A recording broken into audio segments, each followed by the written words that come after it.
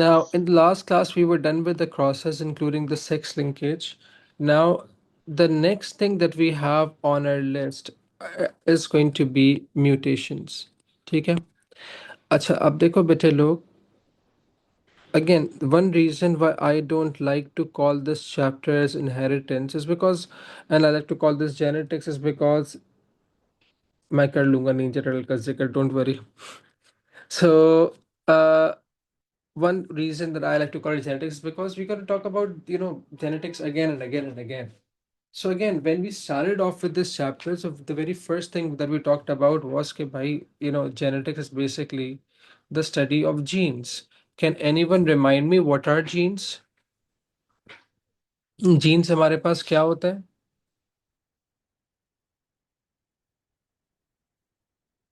हाँ भाई, genes are very good, sir. Very good, sir. Where basis of nucleotides or nucleotides in a specific sequence that on the DNA that code for what? That code for a particular polypeptide, that code for a particular protein. ठीक है? Very good. अच्छा. So can I say ultimately once the protein synthesis is done, the product of protein synthesis of the gene, right, or the product of protein synthesis ultimately going to be a polypeptide, it's going to be a protein. कहने का मकसद क्या है मेरा बच्चा लोग, कि देखो हम लोगों ने कहा था कि भाई हमारे पास फॉर एग्जांपल अगर इस सेगमेंट ऑफ द डीएनए के अंदर हमारे पास ये वाली बेसिस होती, AGTAACAT, let's say these sequence of bases, these sequence of nucleotides, they code for an enzyme that, let's say, looks like this. लेकिन let's say because of whatever reason हमारे पास ये जो बेसिस की सीक्वेंस है, इसके अंदर कोई चेंज आ जाए, इसके अंदर कोई ऑल्टरेशन हो जाए. फॉर एग्जांपल, ये AGTACAT हो जाए. पहले हमारे पास क्या था? पहले इट वाज AGTAACAT, राइट? अब because of a small change हमारे पास ये वाला ए है, ये टी में चेंज हो जाए. और कोई चेंज नहीं है हमारे पास पूरी बेस के अंदर, सिर्फ ये बीच वाले यहाँ चेंज है. अब इस चेंज की वजह से एक एंजाइम जो इस तरीके से दिखता है, it may start looking like this. So once it changes its structure, will the very same enzyme be able to bind with the very same products? Sorry, substrates? No. देखो, it's not only the enzymes that are supposed to have a specific shape. All your proteins to function need to have a specific shape. Your proteins are very big on their shape. अगर hemoglobin का shape alter हो जाए, hemoglobin oxygen transport नहीं कर पाएगा. Antibodies का shape change हो जाए तो with the antibodies need a specific shape to bind to a particular antigen. Your collagen need a particular shape so that it could hold your soft tissues in place, right? तो my tendons और ligaments की specific shape होना चाहिए. So or whatever the proteins that we have, they need to have a particular shape. अगर protein के code के अंदर कोई चेंज आ जाता है जिसकी वजह से जो मेरे पास प्रोटीन है, मेरे पास पॉलीपेप्टाइड है, उसके अंदर कोई ना कोई ऑल्टरेशन आ जाएगी. So that's going to be called as a mutation, right? That's going to be called as a कौन सी वाली mutation? A genetic mutation, to be more specific. Mutation की भी दो टाइप्स होती हैं, ठीक है? The first type of mutation that we will be discussing is called as a genetic mutation,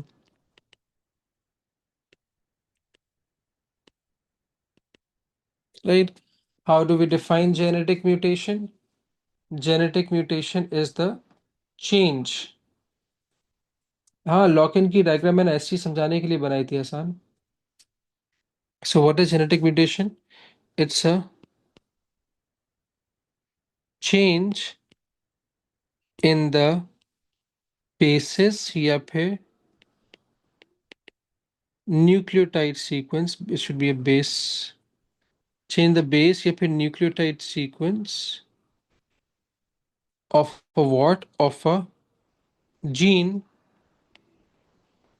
that codes for an altered protein or polypeptide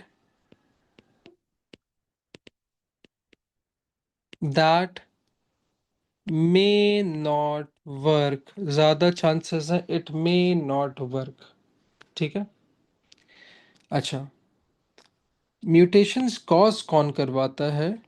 Mutations are caused by compounds called as mutagens. So that green colored substance that fell on those turtles causing them to convert to ninja turtles was a mutagen. ठीक है? How do we define mutagens? हम कहते हैं कि भाई these are mutation causing compounds. अगर हम लोग इनकी एग्जाम्पल्स लें तो वो क्या आ जाएगा? नहीं, हल्क, हाँ हल्क को भी कह सकते हैं हम लोग. So nuclear waste is a mutagen. Anything that can be that give carries a mutation is a mutagen. For example, सबसे पहले जो हल्क के साथ हुआ था रेडिएशन. ठीक है? नहीं, हल्का रेडिएशन नहीं हुआ था. Radiation are X rays and और UV rays, right.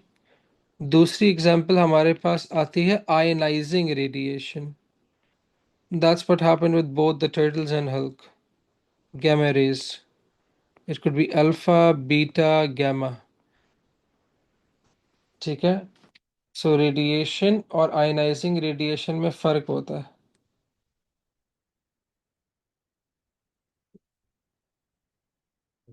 Alright. Now तीसरी चीज हमारे पास क्या होती है? We have certain chemicals such as tar. और चौथी चीज हमारे पास क्या होती है? There are some certain viruses. For example, एक वायरस होते हैं, हम लोग एप्स्टीन बार वायरस कहते हैं. So anything to do with Epstein is not good. It's it causes blood cancer. There's a particular virus called as EBV, Epstein-Barr virus. It causes blood cancer. अच्छा खैर, come back है.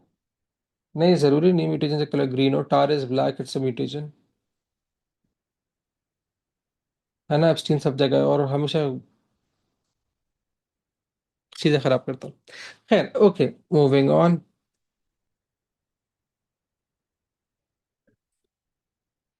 Okay. Now अब हमारे पास क्या होता है? अब इसको देखिए.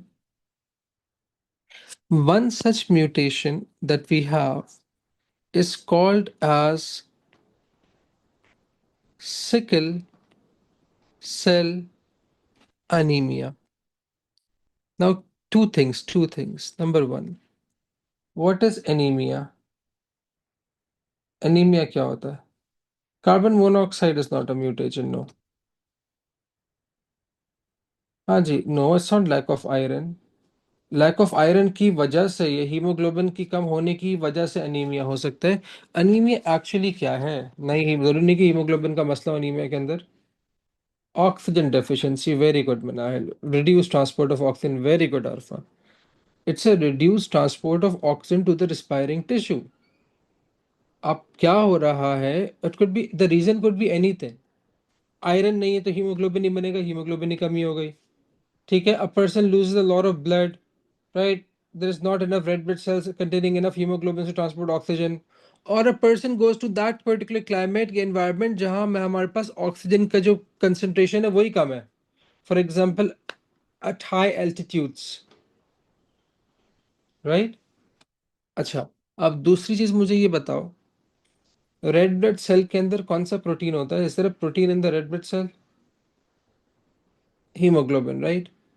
तो sickle cell anaemia red blood cell की म्यूटेशन होगी या हीमोग्लोबिन की म्यूटेशन होगी?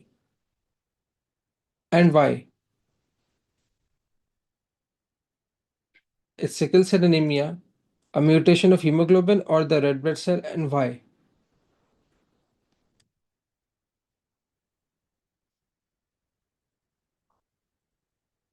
अच्छा।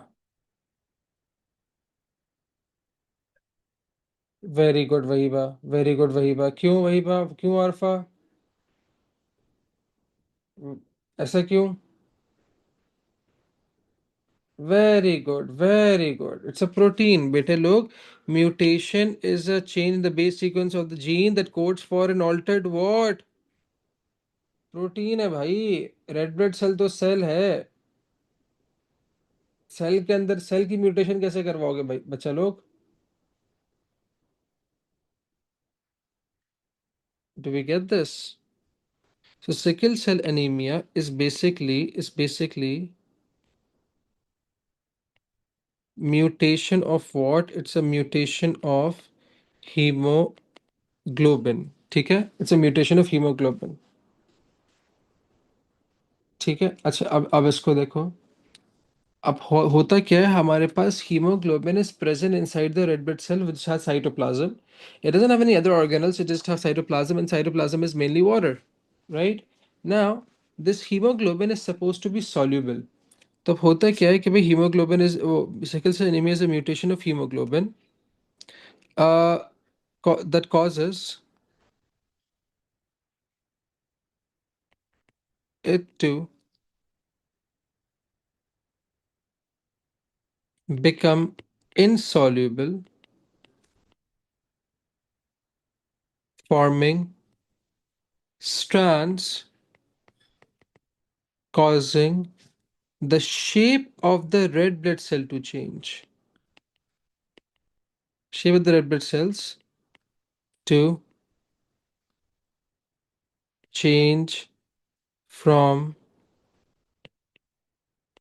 flexible biconcave to rigid sickle shaped cells. ठीक है, अब इसको देखो, इसको देखो। No it's not, it's an autosomal recessive condition बेटा। ऑटोसोम्स पे होती है। अब इसको यहाँ देखो। होता क्या है मेरे बच्चों? मेरे पास नॉर्मल रेड ब्लड सेल ऐसे होता है। They are flexible and बाइकॉन्केव।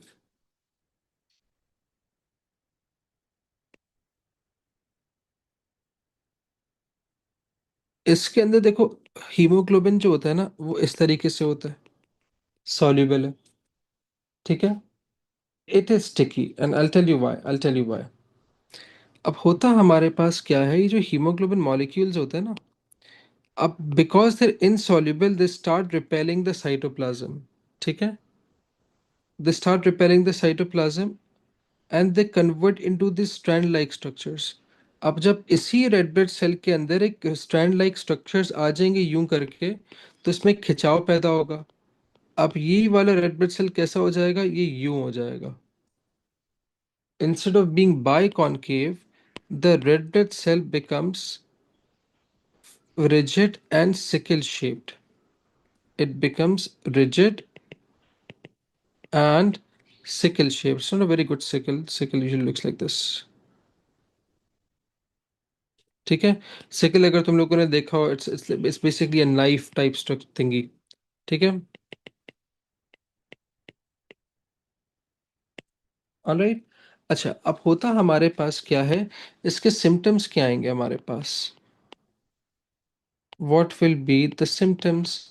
अब सबसे पहली चीज, रेड ब्लड सेल्स हमारे पास उनके अंदर haemoglobin is not functioning properly, तो एनीमिया वाले सिम्टम्स आ जाएंगे। Number one, paleness of the skin.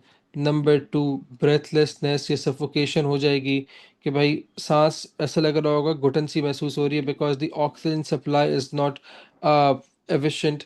ठीक है, तीसरी चीज़ क्या हो जाएगी हमारे पास? It's going to lead to increase muscle fatigue. Why muscle fatigue?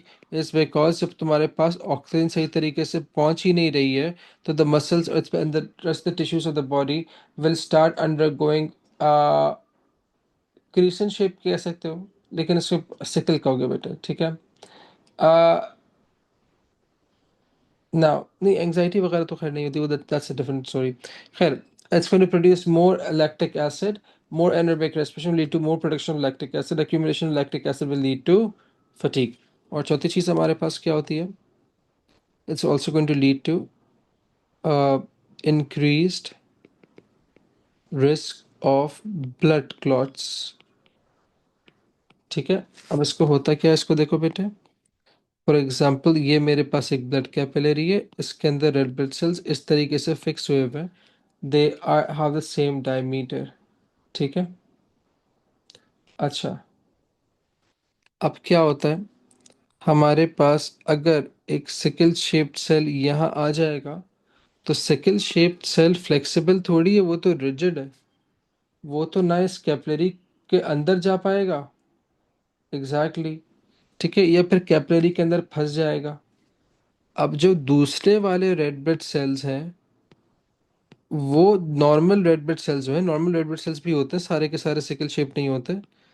अब वो अंदर की तरफ आना चाह रहे हैं, लेकिन ये सिकल शेप सेल रास्ता रोक के बैठा हुआ है। तो ब्लड क्या बन जाएंगे, ब्लड क्लॉट्स बन जाएंगे। अगर ब्रेन में बनेंगे तो स्ट्रोक हो जाएगा, अगर हार्ट में बनेंगे तो कौन सी वाली डिजीज हो जाएगी, कोरोनरी हार्ट डिजीजेस। ठीक है, so will stop here today.